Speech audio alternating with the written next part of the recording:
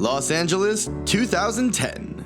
7 years after the departure of Shaquille O'Neal, Kobe Bryant had just earned one more ring than his rival, the 5th of his career. The 2010 title, won masterfully against the Celtics, was the pinnacle of Kobe's legend. Much more mature, far more selfless. The guard, no longer the hot-headed youth, was now admired by everyone. You know what it means as a team, but what about individually for you? Just got one more than Shaq.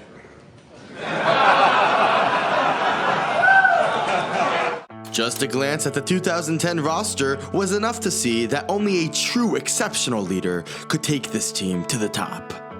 Apart from Paoli Gasol, none of the players on this California squad were stars at their positions. Sure, Ron Artest or Lamar Odom were talented players, but their names didn't carry the same weight as Paul Pierce, Ray Allen, or Kevin Garnett of the Celtics.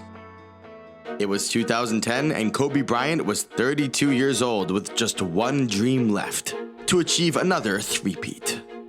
As he neared retirement, the legendary coach Phil Jackson joined Kobe in his quest.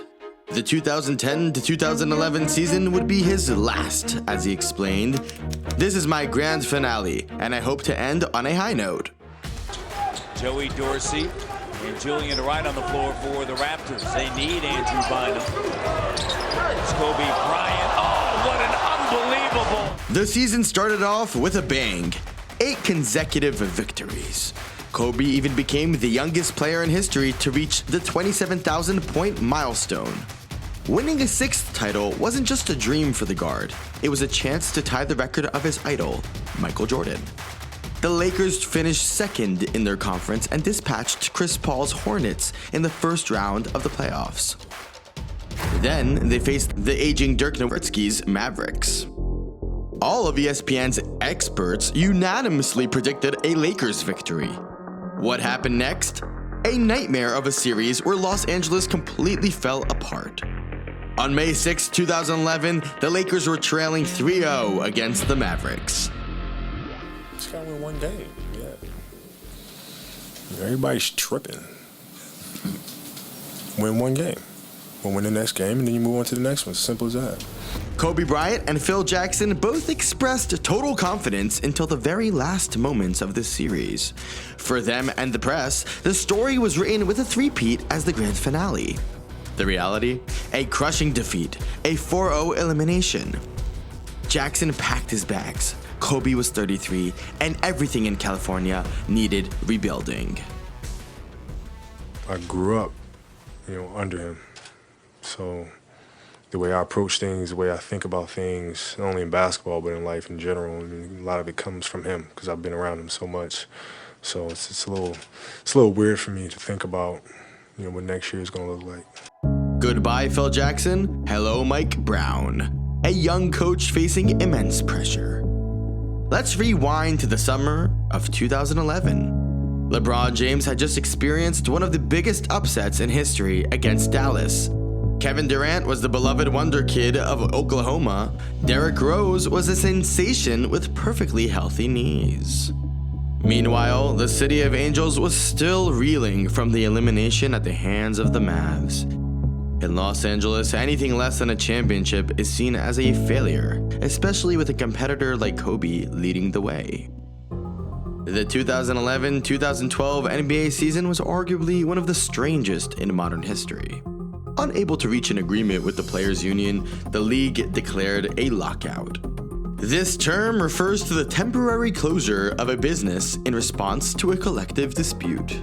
Since taking over as NBA commissioner in 1984, David Stern had achieved the remarkable feat of making the league one of the most popular worldwide. Under his leadership, the NBA transformed and revenues skyrocketed year after year. Stern's success stemmed largely from his strict management approach. No laxity under him. When he needed to lay down the law, the New York native never hesitated. This rigid, opaque leadership style wasn't without conflict with the players. The NBA experienced 4 tumultuous lockouts in 1995, 1996, 1998, and 2011.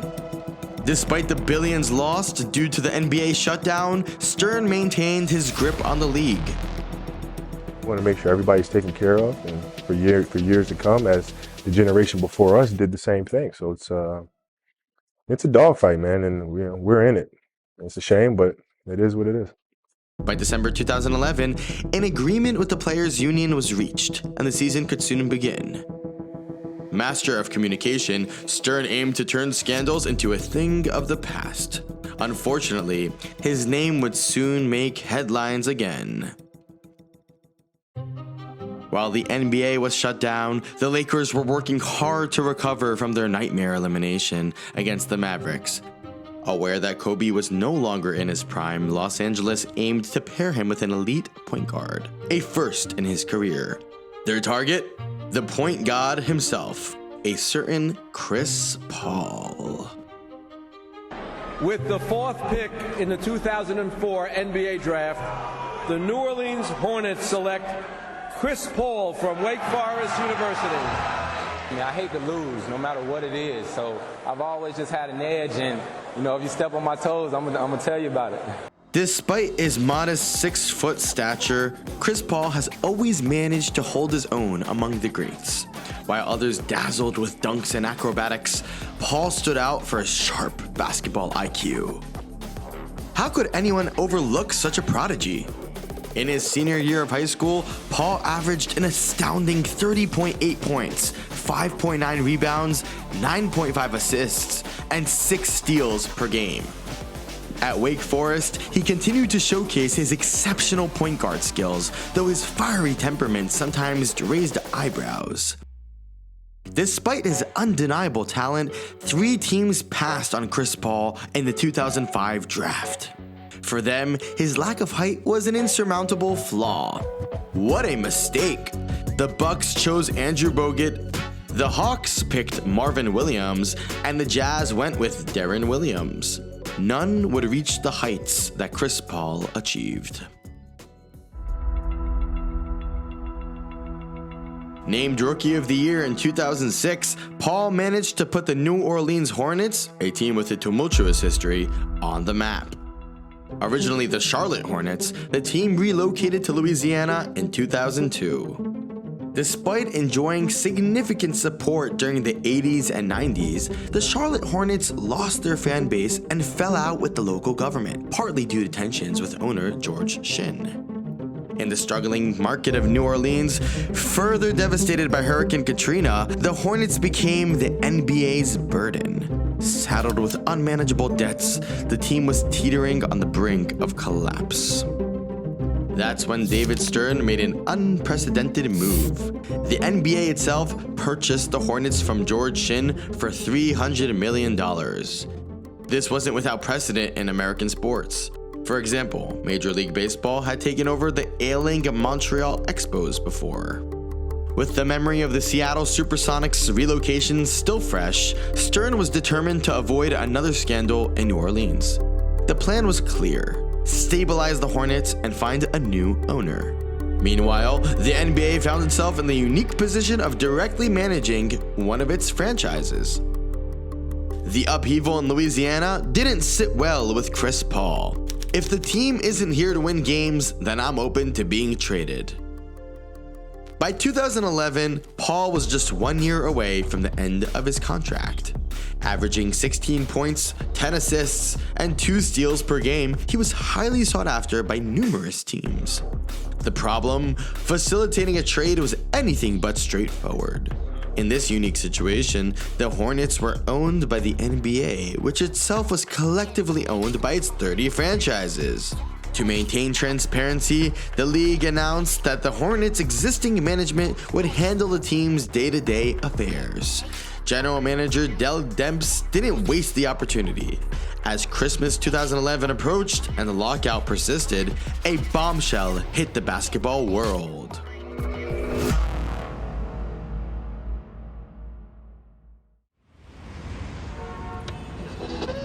Well, big time 3-team trade, blockbuster trade. Chris Paul is joining the Los Angeles Lakers. Me and Kobe had actually got on the phone and talked about you know, this and that. Me and my brother was about to get on a flight to fly to LA.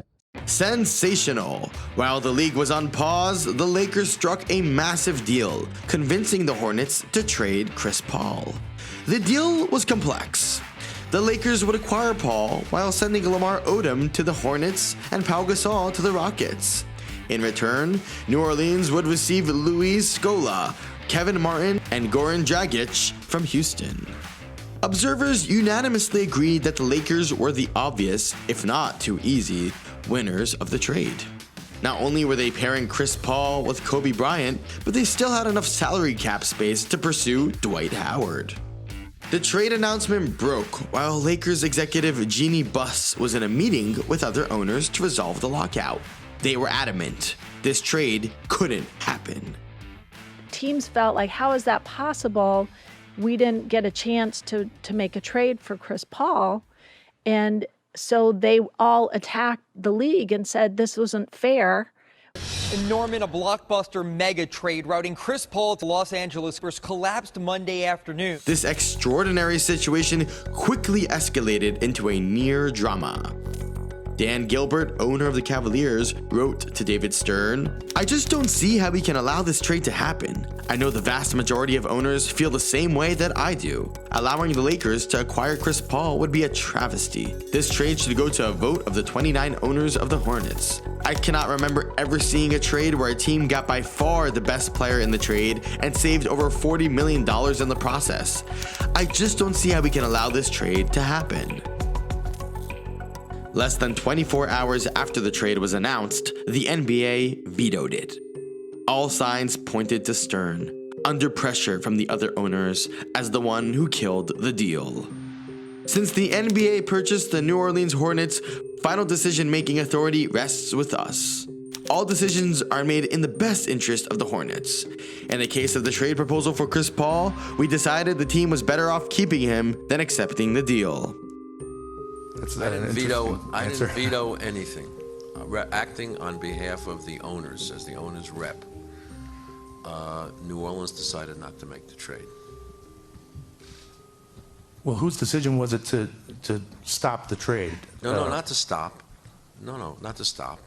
There's no superstar that gets traded in this league unless the owner says go ahead with it. And in the case of New Orleans, the representative of the owner said that's not a trade we're going to make. But that representative was you, if I'm not. Correct. What? So, in effect, then, you said the trade is not going to go through. I said that New Orleans would not make the trade that had been proposed to them. And was that the right move to make? You know, you buy a ticket and see. We'll see how it works out. That's just the business that we're in. Owners can make trades, and in this situation, the commissioner has the right to void the trade. So for the players involved, I mean, it's always tough. Years later, with less diplomatic language, Stern reflected, Dell Demps called me saying he had accepted a trade. I told him, "What? We're in the middle of a lockout and you expect me to approve this? We can do much better than Kevin Martin and Luis Scola." Kobe Bryant and Chris Paul, a dream duo that never materialized, leaving a bitter taste for basketball fans. The Lakers eventually acquired Dwight Howard, but that season was a disaster. Kobe Bryant would never again reach the pinnacle of the NBA. The disappointment was even greater for the Black Mamba when Paul ended up in Los Angeles, but with the Clippers.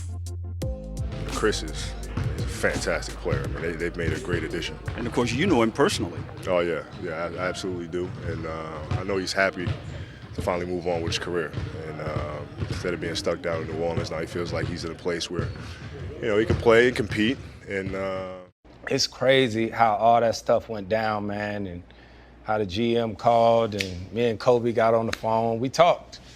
Kobe is just special, and it's different. I think I was so excited about it. I seen a podcast from him from a while ago talking about us, like, with the All-Star game, right? Like, me and Kobe was just wired the same. You know what I mean? His talent was outrageous, but when we played against each other, we was about to fight just about every time because we was both on the same energy. And I don't know how to not play for real. You know what I mean? So I hate that opportunity didn't get to happen because especially at that point in my career, I always knew how good Kobe was, even at catch and shoot. But he's never got a chance to show that part of his game. Right. But had we got a chance to play together, I think it could have been fun. Alongside the Lakers-Kings series of 2002, the departure of the Sonics, and the Tim Donaghy referee scandal, the vetoed Chris Paul trade remains one of the darkest marks on David Stern's legacy. In 2012, the Hornets were sold for a $40 million profit. The players' agreement was renegotiated, and the league continued its cash-generating juggernaut. Kobe never won another title, and as of today, Chris Paul still doesn't have a championship ring.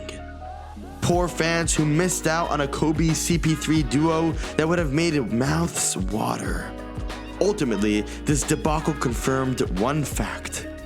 Champions come and go, but in the end, the real winner is always the NBA.